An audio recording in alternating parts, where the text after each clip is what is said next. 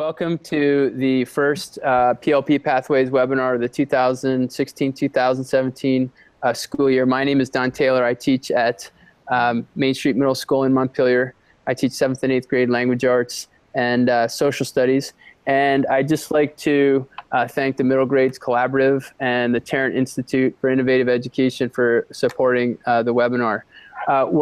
We have a Today's Meet. If you're watching on YouTube, you can look at the Today's Meet address is in the information. And if you have a question or want to post a comment, please do so, and we'll try and answer that during the program.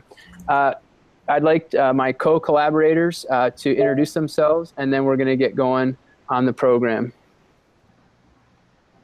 Hi everybody, I'm Kevin Hunt. I'm a 5A generalist at Williston Central School in Williston, Vermont. Allison, go ahead. Okay. Hi, I'm Allison Gauthier. I teach U32 9th grade Earth Science and Junior Senior Anatomy.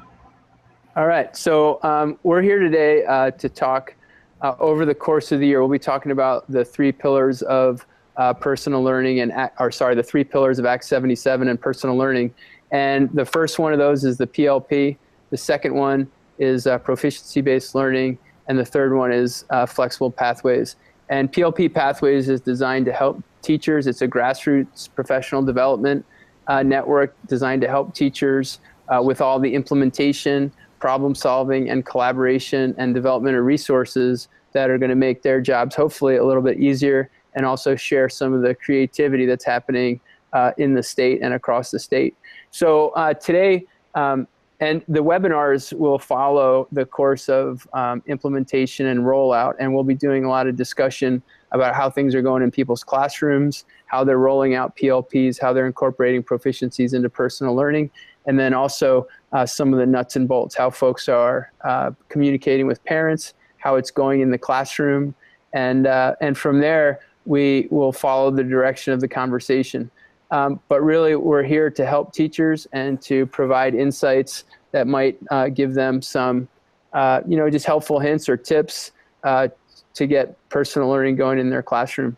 So the first thing that we wanted to talk about today was how Allison and Kevin, how you guys are, you opened up your school year and what you did to maybe build some learning community, and how that's been going so far. And let's start with Kevin and just kind of clue us in on what went on in your classroom this year. So the start of our school year, we always start off with just doing a lot of team building activities. We don't really dive into anything academic for the first few days of school. There's small group activities, and we pair up our 7th and 8th graders with our new 5th graders for a mentor-mentee system, and they come in actually before the rest of the students come in for a breakfast, and they get to know the space a little bit and get some insight about what Swift House's structure is. And then we start usually getting into the academic work through identity work. So this year we created our own Swiftogram template, so it looked like an Instagram page. So they got to do a little bit of what excites them about school, things that they're passionate about. And that just started a more informal conversation about what they like to do and who they are as individuals, which bridged itself to getting into the formal identity work that ultimately goes on their PLP site that we develop. So the Swiftogram, have you done any formal writing yet on that identity page, or is the Swiftogram what's going on to that identity page of their PLP? Yeah, so that Swiftogram was actually just something that we're going to hang up in our classrooms.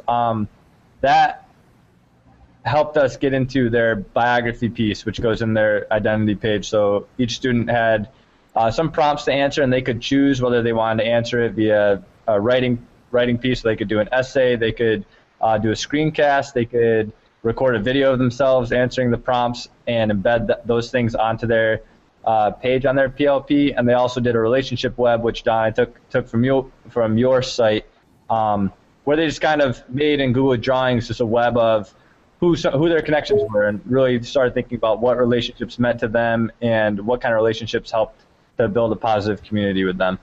All right, I'd like to just kind of give some feedback on that, because I did my rollout a little bit different this year.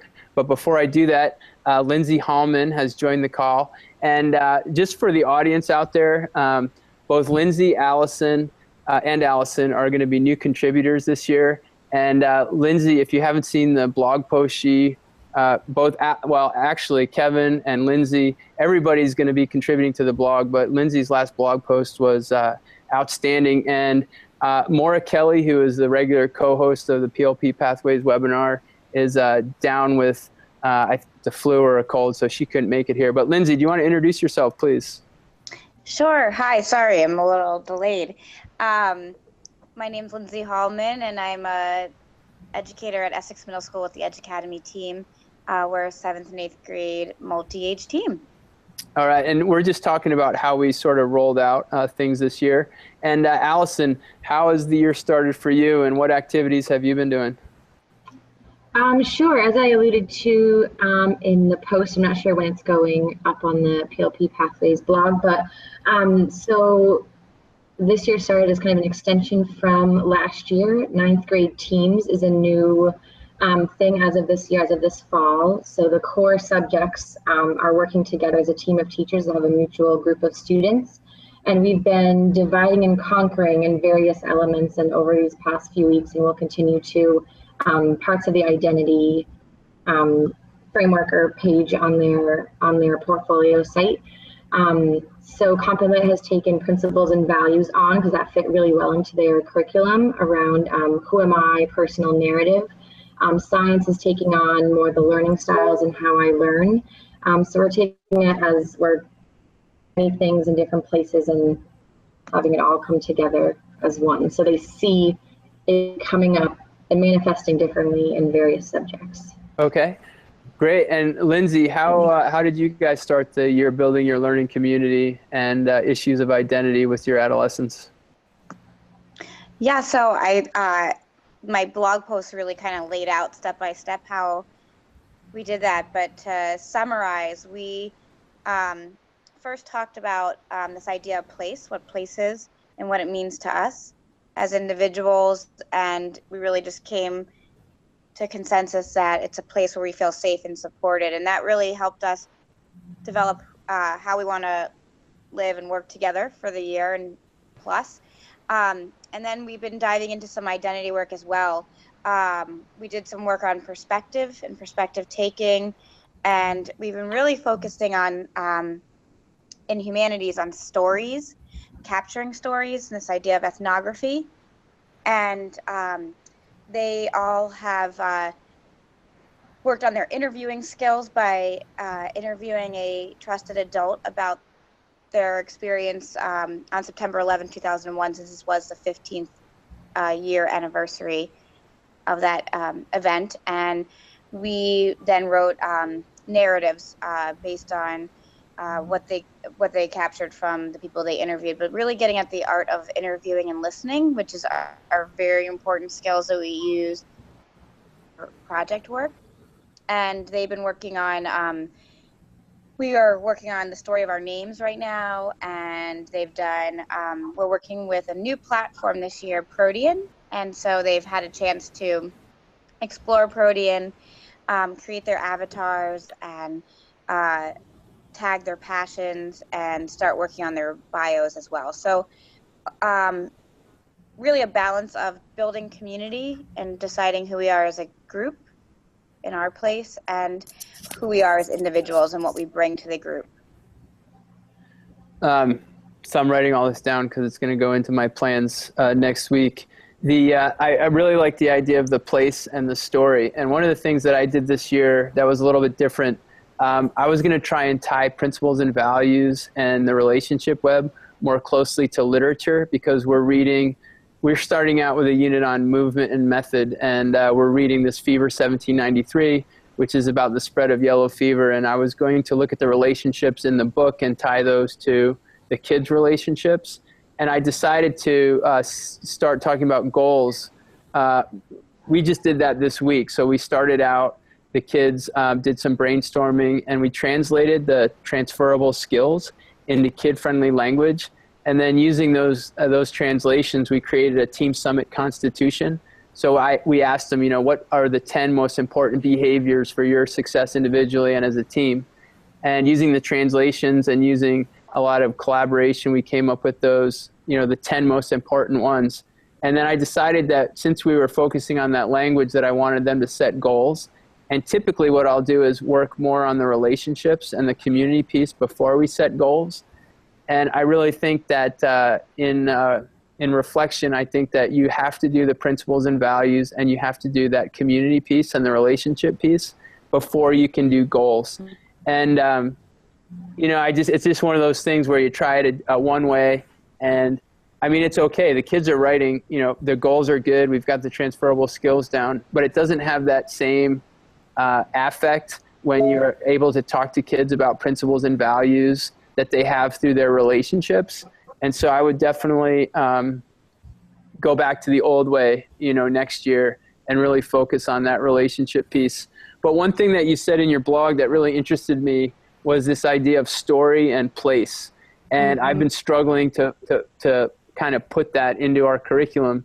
And one of the things that we did the last time we did the Industrial Revolution, which is a unit that comes this year, is we started having kids do models, and they could build a model or they could do a virtual model. And this year we're going to try and build the downtown core of Montpelier in Minecraft.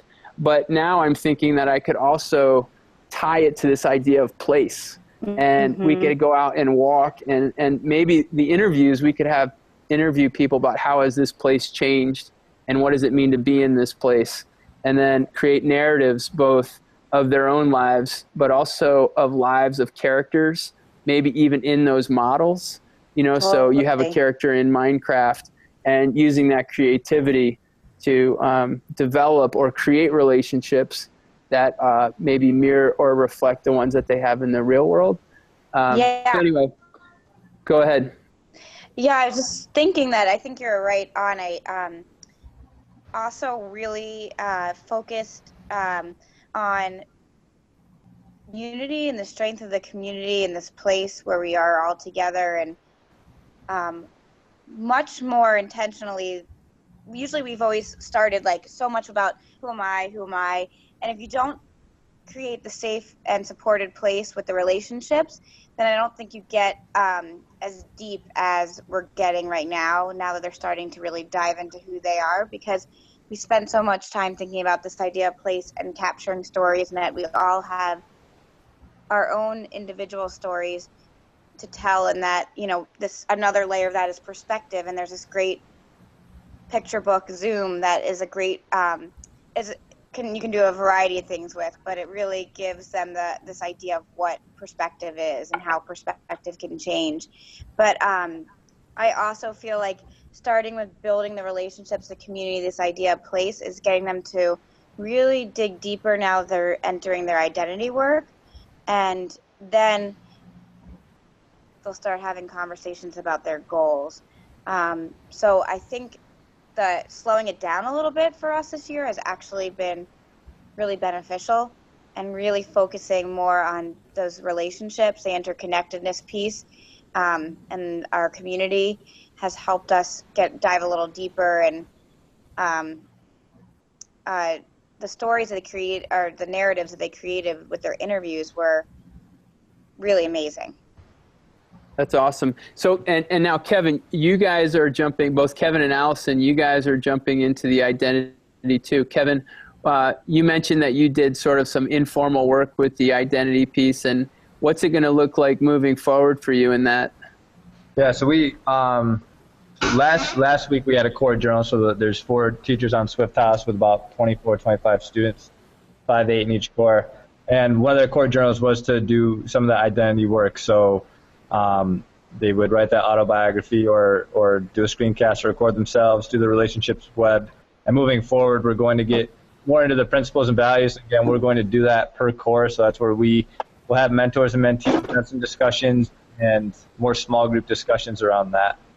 So we've actually had, I think as of right now, everybody on our team has their identity page. They have their bio and their relationship web up on their Google site. Yeah. All right. And Allison, how about you? Are you working with the identity? I foresee us definitely, yes, dividing up the identity for where it best fits in the subject's curriculum for probably the next month, and then moving into goals after that. We're doing goals like really informally right now, just little like tidbits, having them just think about their goals, even just on a weekly basis in their assignment book, but something more fully fleshed out once the identity is done. All right. So, and just one of the things that we do when we talk about goals is we talk about growth mindset and self-discipline and grit. And I guess I had been talking to another colleague, and I had told them that we usually do that later in September, early October. And they said, well, why don't you do that at the beginning of the year? And I thought that was a good idea. But again, looking back and reflecting now, I think what you guys are feeling about those relationships and the community piece, I think is so important that it doesn't, it's worth holding off on the goals until you really can figure out the identity of your learners. But one of the things that was interesting that happened this year, I talked to a 5th grade teacher, and she ended up bringing her 5th graders into my classroom when we were talking about goals. And so we were able to have the 8th graders were kind of mentoring the 5th graders about goals, and we talked about growth mindset. And that was really neat. And then they're actually going to come back like every month, and we're going to start looking at our PLPs and comparing the different elements of our PLPs. And there are some teams who are really, really thoughtful about how they match up 8th graders with 5th graders. I don't think we're going to be that formal, but there's this element of mentorship and leadership that ties directly into community. And it also ties directly into these relationships and how you can build strong relationships across grades. And then the last thing I just want to mention, there's this article by this guy named David Yeager, and he's got this, it's called like Brief Interventions. They're not a magic bullet. And what they did was in college, they had seniors in college write to freshmen who were identified as kids who might struggle in college. And the seniors who had gone through those same challenges wrote letters explaining to the freshmen, if you can get through these challenges, you'll be successful, and we did that. And just by reading those letters and knowing that other people had been in the same situation and circumstance, they studied those kids, and those kids were more successful in college.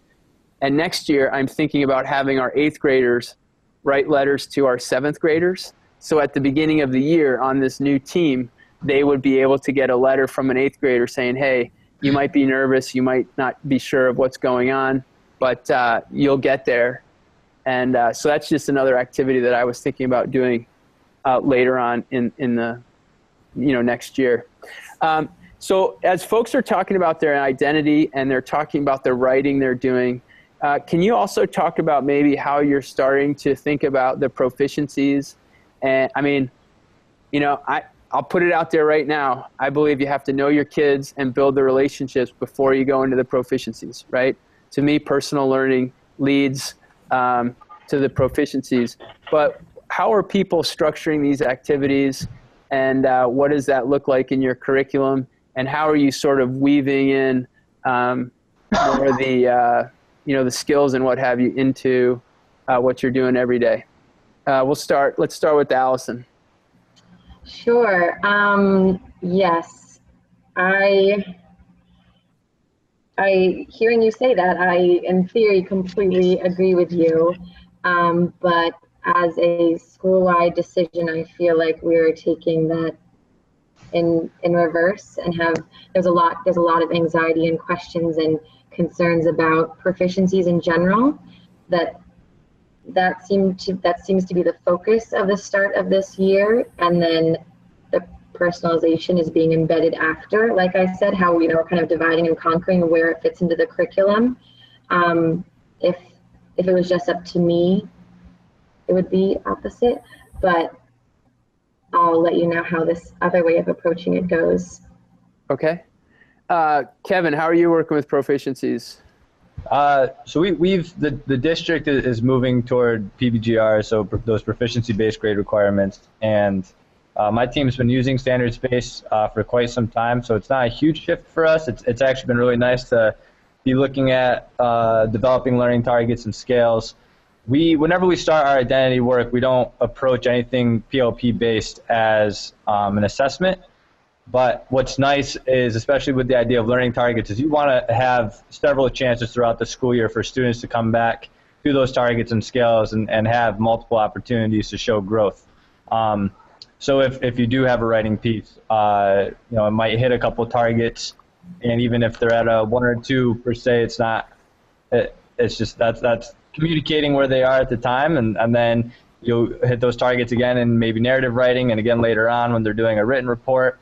So the learning targets themselves lends itself to, it's a nice opportunity for students to come back again and again and again and keep showing growth and mastery. But in terms of the personalization, the proficiency base, we don't put too much emphasis on the proficiency and grading piece when we're having the students input their goals or identity work into these portfolios. Okay. Lindsay.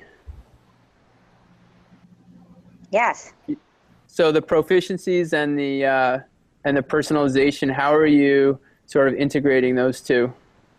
Yeah, so just like Kevin, we've been in a standards-based system since the beginning of the Edge. So it's not a big transition for us, but what's going to be different in the transition for us this year, I think, is with the use of Protean, I think it's going to be really dynamic in having the kids demonstrate the proficiencies with the transferable skills in many different ways. And they're going to be able to use Protean as a way to share evidence and reflect on that. And so I think we're is really where we're putting a lot of our energy this year, and so that it shows, across disciplines, really going to be a platform for that. So Lindsay, you're breaking up just a little bit, but real quickly, are you feeling that Protean is, you were using Google Sites before that? I don't know if you can. Yeah, I can hear you. It's just that I'm like balancing 2 devices here. So you had kids using Google Sites before, right? Yes. And are you immediately seeing the advantage to Protean? Yes. It took me some time to come to this understanding of like how Protean can be a dynamic tool for personalization.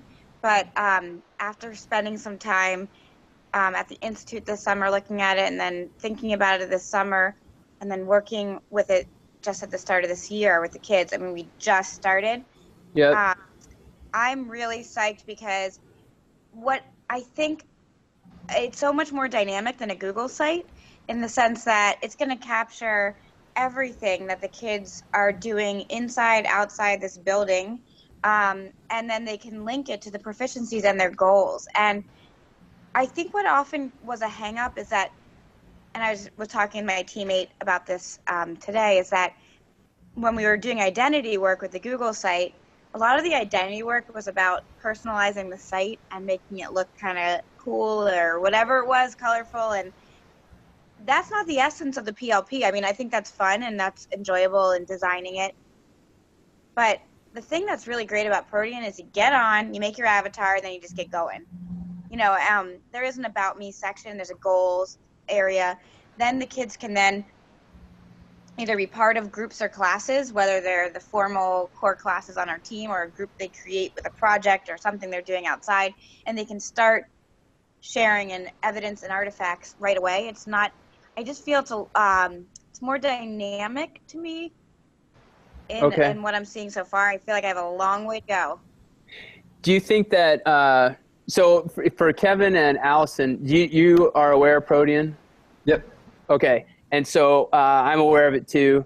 And I've looked at it and I've thought about doing it, and it's just one of those things where, I have to do it and so I've been looking at it as a transformation piece where the kids have built their Google site and they're demonstrating enough know-how that we would say, the next move would be to go to Protean. And so I'm like listening to Lindsay and thinking, you know, when should I do that? When is that going to happen? I guess my other question is, do you feel like there's anything lost in terms of, you know, they build the Google site, right? And they get experience with layout, design, and maybe it is the colors and whatnot. Do you think there's anything lost by having a ready packaged web platform? No, I don't think that the purpose, like really, it took me a while to get there, but really the purpose of Act 77 is for kids to demonstrate learning at any point in time, connected to their goals, connected to the transferable skills. They can design and do and create and make a million other things. I think that time got lost and wasted in like creating building the page. And also for some kids, it was a struggle. And I don't think Google Sites are the end all and be all, though we've used them for years and they've done what they needed to. I feel like I'm excited, as are some of the folks in my school that are going to pilot it, to use Protean. I think it really gets at the essence of what a PLP is and all the pillars, with the flexible pathways and the proficiencies.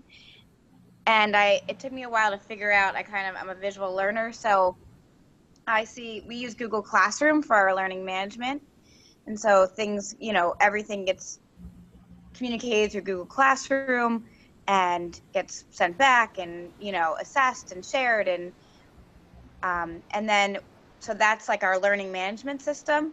And then we have Jump Rope for our reporting tool because we're standards-based.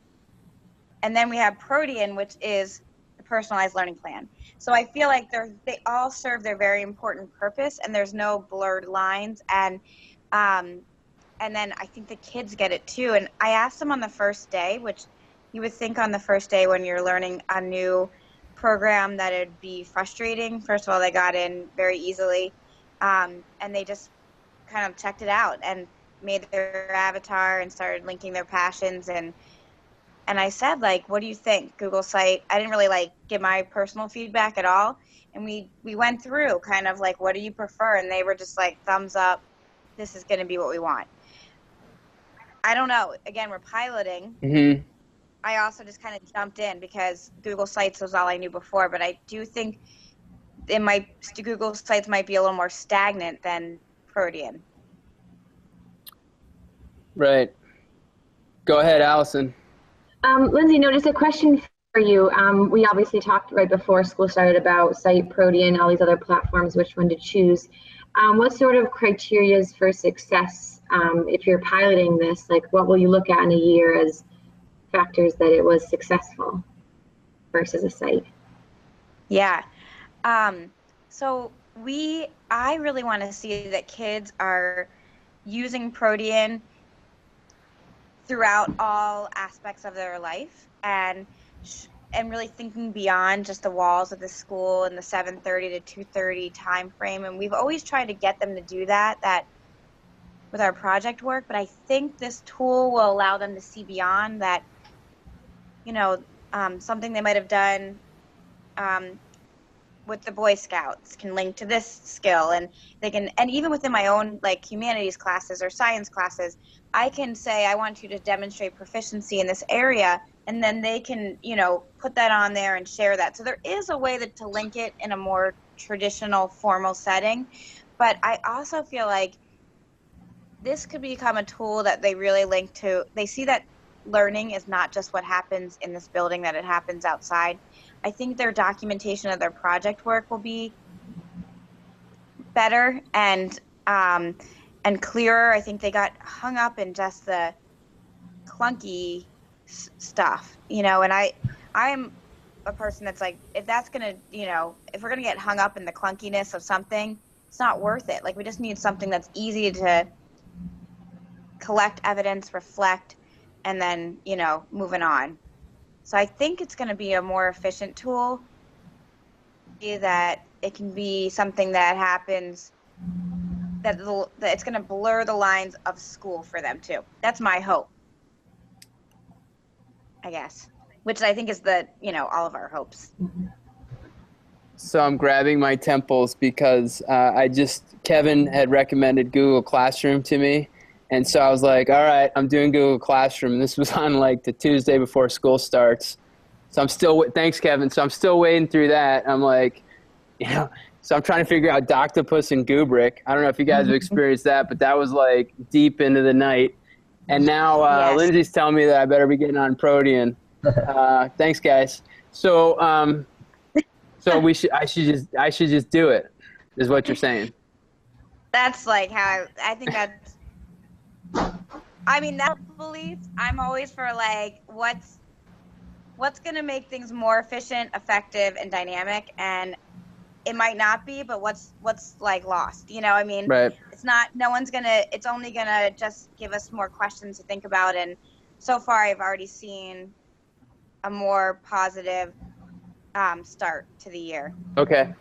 Well, I mean, that's really good feedback. I don't know, Kevin and Allison, if you thought about using the Protean. I mean, I could certainly do it. I had talked to James Nagel about maybe easing into it, again, asking some of the kids who are really, who seem to be pretty agile with technology, and see what they have to say about doing that. I did have a question, a nuts and bolts question. How did you communicate that to the parents? And I guess that leads to not my last question, but my next question too is, how are folks bringing parents into the process? I know it's really early in the school year. We haven't had our open house yet. We're having it next week. And so we're talking about, what we're going to be discussing with the parents as, and that whole communication stream. But how did you introduce Protean to your parents, and what are the nuts and bolts in terms of like sharing and outside accounts and having parents okay with that? Yeah, so I mean, we also are not having our open house until I think the beginning of October, so in a couple weeks. And so we send home our kids, in our gathering meeting every Monday, we share goals for the week, and their goals are just basically setting the framework for what we're going to be exploring all week long. And we share those with our families on Monday. And in that, we've been talking a lot about, how are we going to function independently and be independent learners. And we've talked in those goals about exploring classroom first, and then Protean, and then jump rope as we start, gathering some data about how they're doing. And so we've shared that, and we really ask the kids to share that with their families, but they're always invited to ask questions, and we put links up so they can see in pictures. We also have a closed Facebook page, so we constantly are posting relevant pictures or information that show the kids kind of in trying to figure things out too, so they're up to date. And then we have a weekly newsletter that goes out to all of our families that highlights what's going on, what's next, and shares links. So no one has said anything. Like, I think it's still very new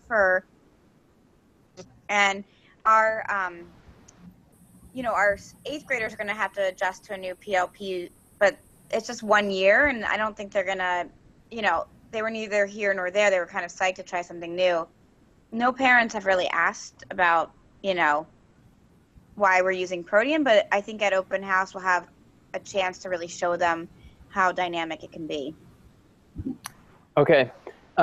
So Kevin, you want to talk a little bit? Well, thank you for that, Lindsay. I mean, that's great. I just, I guess I just have questions about, for example, when you call things a pilot project, which I always like to do, it gives you a little bit more free reign. Right. You can make mistakes, which is good. But I guess I'm just going to have to check it out and see what's going on. But as we talk I feel behind because I haven't really gotten out front with parents and communicated. I know that we've only been in school. I think this will only be our second full week, but it feels like school has been going on for months, as Kevin mentioned. And so how are folks getting out to parents, and how are you guys thinking about your information streams so that parents stay informed and they really become partners in the personal learning and the kids' performance? And Kevin, you want to talk a little bit about that, please? Yeah, so we, like Lindsay was saying, we use Google Classroom more as a learning management system, and it's been great that they opened up that platform where you can invite guardians to log on. So they have more of a parent portal now. So in the past, where we would just ask parents to get their student information if they were interested and log on that way, that's helped to bridge that. We do a similar setup too, where we have Friday sheets. So by the end of the week, students go to their teachers and get a signature, a circle, depending on how their work completion is going. They bring it home over the weekend to get signed by their parents and bring it back. One thing that's on that sheet is a little place for the parents to initial that says they went on their PLP site and looked over their goal reflections and any evidence that they put in for that week, because we have embedded time throughout the week for our students to do a weekly reflection on how they're doing on their goals, linked to those transferable skills, and input some of their new evidences and connections to their goals there. So that just kind of helps us with communication home, just to make sure that parents are savvy to it and that we're seeing that the parents are taking time to look at it. We do a weekly flyer as well. It's set up through a blog spot, so we'll send very similar to what Lindsay was doing as well. Just pictures of what kids are doing, information coming up, dates to remember. And our biggest thing with Swift House, since we're 5'8", so we have these kids for 4 years, is our Hopes and Dreams conferences that happen before the start of the school year really lay the groundwork. And that's where the kids come in and we get to know who they are. We really start talking about goal setting then. And they just kind of get introduced to our system before they're even in here. And for subsequent years, it just limits those questions. So when we have our curriculum nights or open houses, typically we don't have parents coming back saying, like, why aren't I seeing a grade? Just because from even before they started their time in Swift House, it wasn't even an option. It was just, this is how, we use proficiencies. These are some of the projects that we do here, some of the choice-based projects, and that definitely helps with the transition. So by the time they're in 6th, 7th, and 8th grade, it's just expected, and parents just kind of know that's how we operate. Okay, Allison, how are you communicating the changes that are happening to parents? Yes, again, so we were not a standards-based district before this year when the 9th grade, 7 through 9 has switched to proficiency-based learning. So I would say the majority of our communication right now is still around that aspect of that pillar, PBL, and not so much the flexible pathways or PLPs at this time. Okay. Back to Kevin and Lindsay. Do you guys have your kids write those weekly newsletters and blogs? Is that something that you've considered, or is that just a teacher-directed activity? I can, so once we get into our project work for their weekly reflection, we were having them send a weekly letter, a weekly email home to their parents or guardians about their work this week and what they have accomplished on their projects. So we've had them do that in the past. We've also had kids co-author our weekly news with us. So we've done a variety of things. So far it's been driven by myself and Phil, but as we get into more into the year, we start having our kids actually co-facilitate our gathering meeting, our goal setting meeting at the beginning of the week, and then include them in the weekly news as well, and have them write those weekly emails to their families. Okay. Kevin? Yeah, we ultimately, it's teacher driven. So similar almost to how you do your blog posts, at times we'll ask students to write up a brief paragraph about something they did in class, send it to one of us, and then we put it up on the weekly blog to send home to parents, but we don't actually have the students logging on to our Blogger account to update. Okay.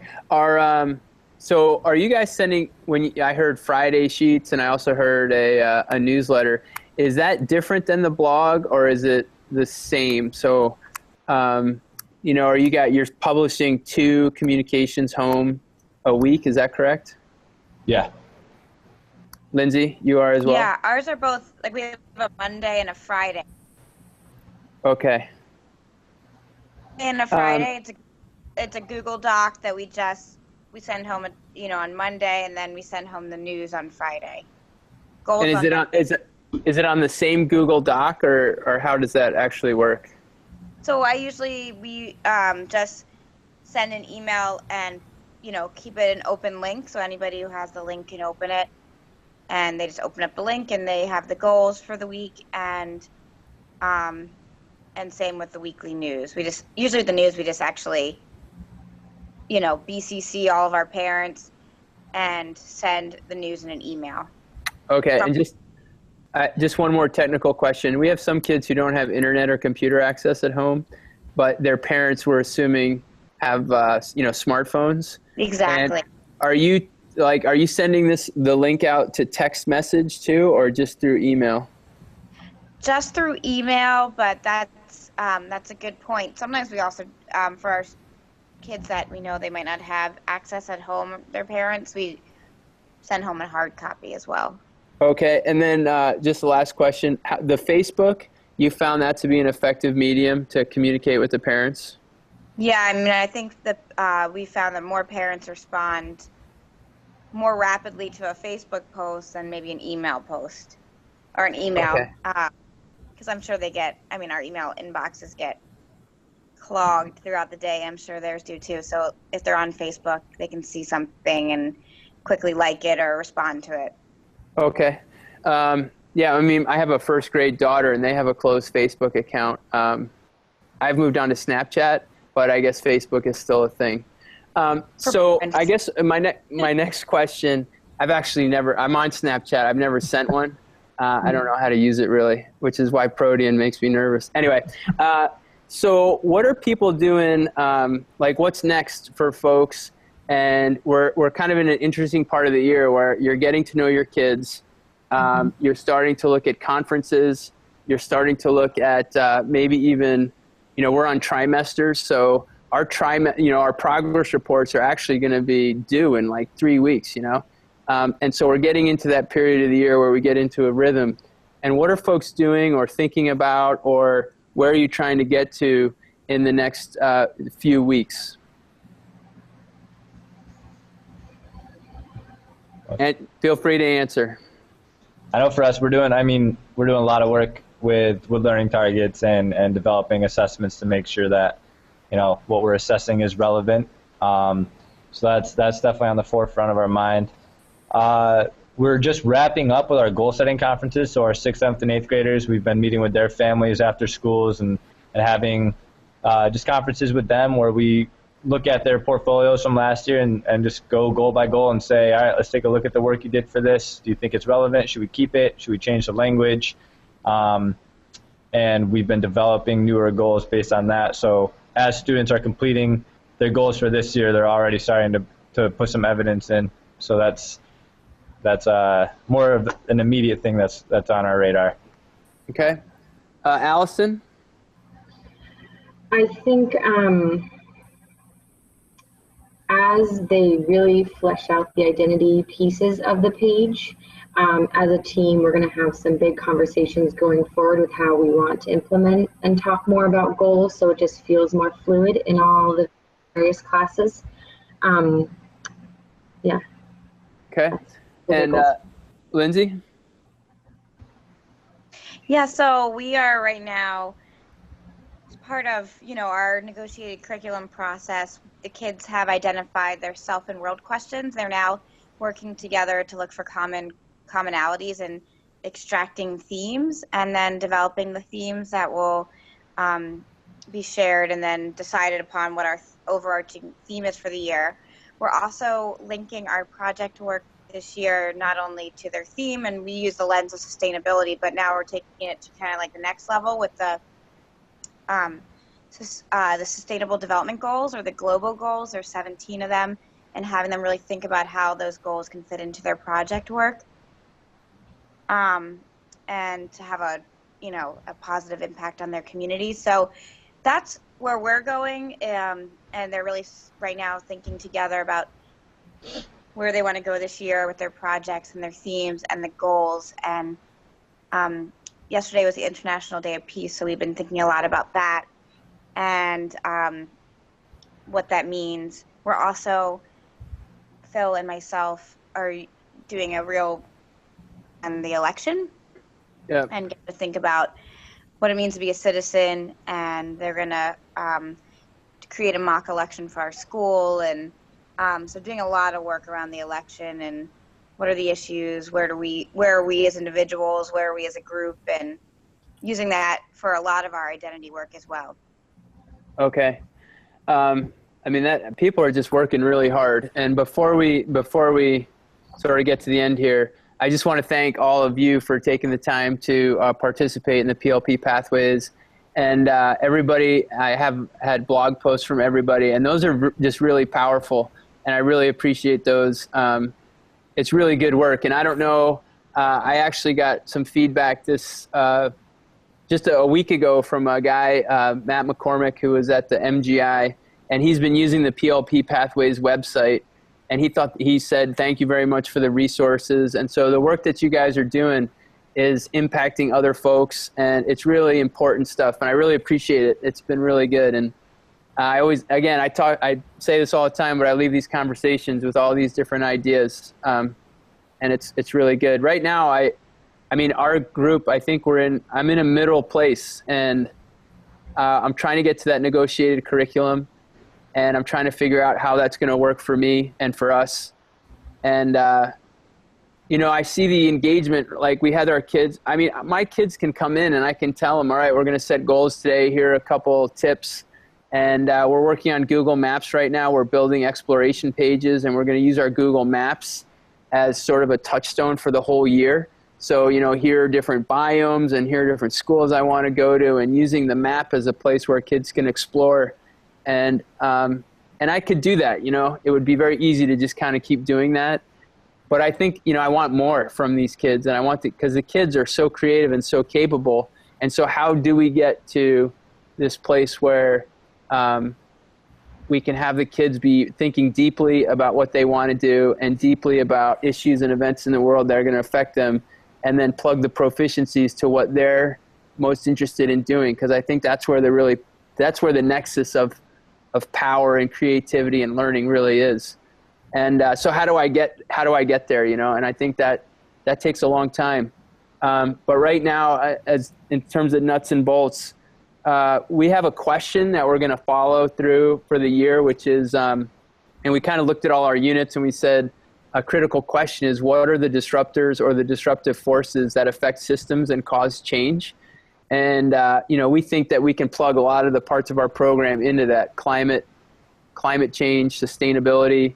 Right now we're looking at migration, and we're trying to plug in these big, huge ideas and show kids that these happen over time, and by studying them, they can get a better understanding of their world. And so we're doing that. So we're trying to get into more of that, the unit study, but we've set the goals. I'm getting feedback from the kids already about how they feel things are going, how they think their PLP is, what they need to be working on with their PLP. And I'm also really intrigued by this idea of story and place, and also this idea of modeling. So we have a Minecraft server in our classroom, and we have kids have already built the intersection in downtown Montpelier, and it's kind of a blank slate. And tomorrow, I think, if it's not raining, we're going to go out and start looking at the different buildings and places in Montpelier, and then we're going to be having them model that, you know, periodically, and using that to write their story and flesh out their identity, and figure out what's important to them about their community and what they need to do to contribute in a positive way to that community. Just like Lindsay talked about, we've been looking at the election, and it's amazing how hard it is to get good information out there about the candidates. And it's a great place to teach bias and language. And, you know, we looked at websites for like 10 minutes, and I told them that they'd probably done more work than 90% of the voters out there. But really figuring out what's good information and not. But the idea of a mock election is really good. And I like the idea of the students running it too. So that's something I might bring to the table for next week. The last thing I want to ask folks for this afternoon, if there was a PLP Pathways like curriculum, I mean, curriculum's kind of a strange word, but if there was like a library of stuff that people were doing around all of this PLP, you know, the PLP Pathways, the identity, the goals, what do you guys think that would look like? And how would you get teachers to access that? You know, because we have this, I think the website's there, the Google site is there, but how do we get that so it's more, you know, so that we could have teachers showing up and downloading lessons or downloading videos or downloading resources and using that in their classroom? I don't know. I don't know if you have any thoughts about that or suggestions. I've just been thinking about that as I've been reading everybody's work and the resources that they're doing, and how do we share that more effectively? I mean, honestly, I think like what you've been posting on Twitter, I know for me, Twitter is a huge place for me to go to get a lot of resources and connect with other educators, just getting more people involved with that PLP Pathways hashtag, and just as people are doing these awesome things, you know, for identity work, or just different avenues of this PLP work, you know, just tagging it as such and then throwing those resources out there. It's amazing to see the work that's going on around the state, and it's unfortunate that we can't have more of like these even virtual meetings to discuss what's going on. But I feel like for me that Twitter's been a really nice avenue to collect some information and learn about what some colleagues around the state are doing. Okay. Lindsay? Yeah, I mean, I think that I know in conversations with my colleagues here at Essex Middle School, they really do look to the PLP Pathways website for ideas and next steps. So I think that it is a tool that's being used. I would agree with just get examples out there. Also, I think there was a conference yesterday that I helped to plan at Shelburne Farms called Cultivating Sustainability, and it was for 6th through 12th graders. We also had some St. Mike's students there as well. And again, there's the whole essence of their work is around Act 77, but layering that with education for sustainability and looking at those sustainable development goals. So I think there's a lot of people doing all this similar work, and a lot of it's just like weaving it all together as well, because there's so many great examples. Like now these kids are leaving, there's, you know, it's 85 people there. Most of those were youth, and they're going to leave and go back to their schools and start doing some really incredible projects. And so somehow capturing that and linking all these things together, we need a place, I think that's what you're getting at is this library. But I think having the website to start is great, because I hear people talking about it all the time. Like, you can go on there and find some work around, activities for identity and goal setting. And so people are using it as a resource. Maybe we just need to keep populating it with examples. Right. Okay. And Allison, thoughts? Many moons ago, I don't even know if it still exists as a URL anymore, but there was a Vermont Teachers Resources site. I don't know if it was powered by the AOE. Maybe try and contact whomever that was managing that site just for best practices, what worked when they were fleshing out resources to teachers across the state, and what could be improved. Okay. That's the only one that just came to mind. Okay. Well, that's just something I'd ask you guys to think about, because at some point, I mean, if people are interested in sharing their work, I think that'd be great. And also, if you know of people who are working hard and doing great things, let me know so that we can start getting those people to write and also to contribute to the website. And again, I want to thank everybody. We're going to wrap up this webinar. And it seemed to work pretty easy. Kevin, thank you very much for helping out the YouTube Live. I was stressing about that for a little bit. And if anybody has any questions, you can email me. Allison has a blog post that's coming out next week. And most of the blog posts, as you've noticed, have been about identity. And I think we'll start rolling into like the setting goals and how people are getting evidence for their goals. Our next webinar is going to be October 27th, Thursday, 3:30. And it'll probably go to about 4:15 or maybe just a little bit past. But I'll be in touch. And if anybody has questions, just let me know. But again, I really appreciate everybody's hard work. You guys are doing great things. And I'm also, just so you know, I'm talking to James about getting a live gathering of PLP Pathways people together, maybe at the MGI conference in January or maybe sometime in the spring. I know that people are busy, so we'll plan that way ahead, but it'd be great to get people together live, have some food, and talk about what's going on and where we want to see this project. You guys are really great professionals. I appreciate it. Have a good afternoon, and have a great weekend, everybody. Thank you very much.